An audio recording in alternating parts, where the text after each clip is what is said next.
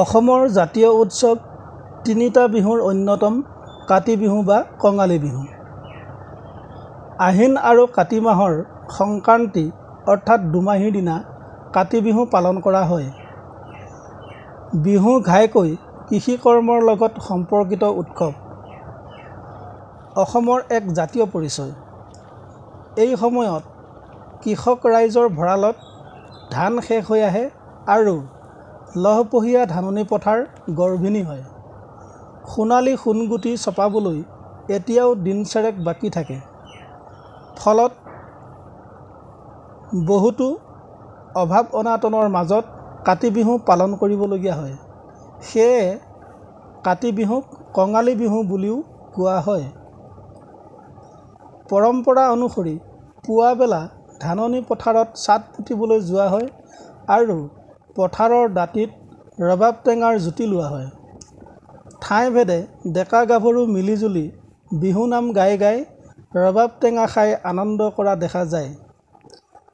গধূলি লখিমী আদৰাৰ প্ৰস্তুতিৰে পথাৰত ধূপ চাকি জ্বলোৱা হয়।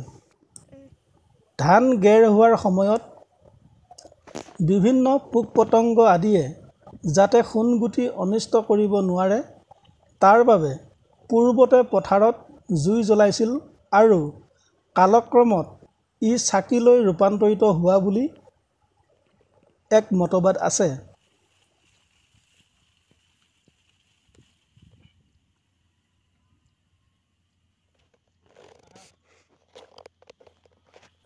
কাতি বিহুৰ আটাইতকৈ মাদকতা ভৰা মাংগলিক আৰু আধ্যাত্মিক অনুষ্ঠানটি হৈছে গধূলি তুলসীৰ তলত বন্তি জ্বলাই নাম গোৱা অনুষ্ঠান। এই নাম গোৱা অনুষ্ঠানটিক দেউল গোৱা বুলিও কোৱা হয়।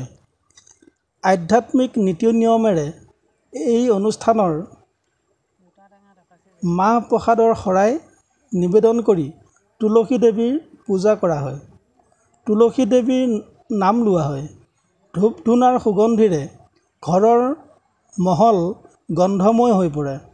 সাধু কথাত শুনা যায় তুলসীৰ তলে তলে মৃগ পহু চৰে, তাকে দেখি ৰামচন্দ্ৰই ধনুষৰ ধৰে। কাতি বিহুৰ মূল উপাদানস্বৰূপ তুলসী গছৰ বৈজ্ঞানিক প্ৰমাণযোগ্য ব্যৱহাৰ মানৱ জীৱনৰ বাবে বৰ উপকাৰী। সাম্প্ৰতিক বিজ্ঞানে তুলসী গছক উপকাৰী উদ্ভিদ বুলি প্ৰমাণ কৰাৰ আগতেই কৃষিজীৱী লোকে উপকাৰী বুলি গণ্য কৰি আধ্যাত্মিক ভক্তিৰ সমল ৰূপে গ্ৰহণ কৰিছিল।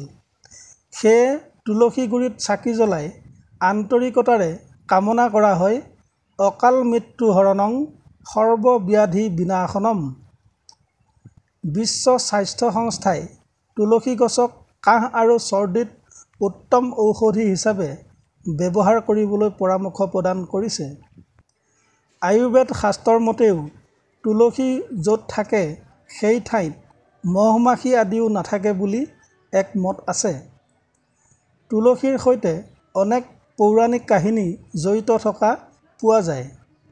প্ৰবাদ মতে শ্ৰীকৃষ্ণই বৃন্দাবনত শৰতৰ পূৰ্ণিমাত ৰাসক্ৰিয়া কৰাৰ আগে আগে আজিৰ দিনটোতে তুলসী পূজন কৰিছিল। কাতি বিহুৰ গধূলি আকাশবন্তিও জ্বলোৱা হয়।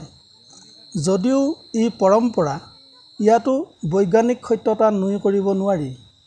মুঠৰ ওপৰত পথাৰ, চোতালৰ তুলসী তলত আৰু বায়ুমণ্ডলত চাকি জ্বলাই বেয়াবোৰ নাশ কৰি শান্তি আৰু সমৃদ্ধিৰে জনজীৱন আগবঢ়াই নিয়াৰ আজি বছৰৰ প্ৰথমটো দিন। ধন্যবাদ বন্ধুসকল।